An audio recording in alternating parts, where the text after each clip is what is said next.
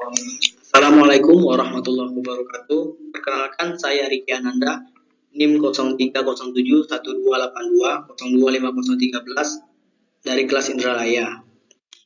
Di sini, saya akan menjelaskan tentang apa itu struktur sedimen.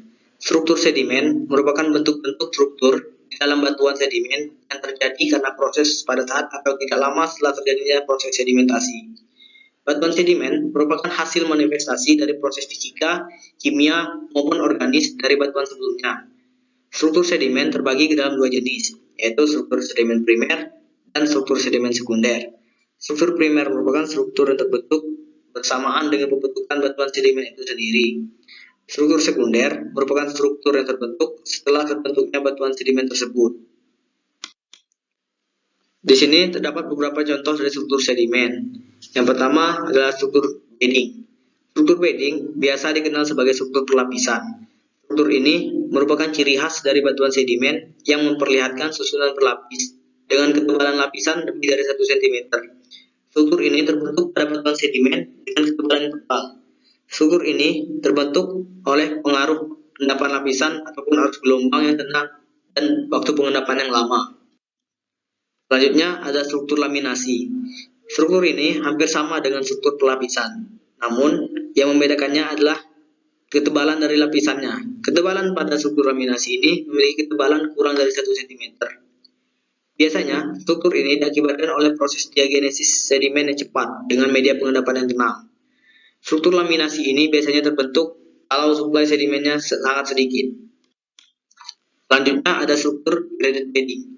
Struktur pelapisan bergradasi atau graded bedding memiliki ciri-ciri ukuran butir penyusun batuan sedimen yang berubah secara gradual, yaitu makin ke atas ukuran butirnya semakin halus, di mana pada proses pembentukannya butiran yang lebih besar terendapkan terlebih dahulu, kemudian disusul oleh pengendapan butiran sedimen yang lebih halus di atasnya. Selanjutnya ada struktur inverted graded bedding. Normalnya, pada struktur graded bedding memperlihatkan perubahan gradual butiran yang semakin ke atas semakin halus. Akan tetapi, karena adanya suatu pengaruh tertentu, menyebabkan perubahan gradual butiran yang terbalik. Di sini nampak makin ke bawah, ukuran butiran semakin halus. Dapat terbentuk pada suatu batuan sedimen dan menyebabkan suatu penampakan struktur bergradasi terbalik atau inverted graded bedding. Struktur ini terbentuk karena adanya perubahan energi arus. Selanjutnya ada struktur cross bedding. Batuan sedimen yang memiliki struktur ini memperlihatkan struktur pelapisan yang saling potong-memotong. Struktur ini terbentuk karena pengaruh perubahan energi ataupun arah arus pada saat proses sedimentasi. Cross bedding juga bisa terbentuk di pantai ataupun gundukan. Hal ini diakibatkan oleh deposisi fragmen dari lapisan sedimen yang kemudian terkikis dan terpotong oleh arus air ataupun angin yang menyimpan sedimen baru di sudut atas permukaan yang tererosi.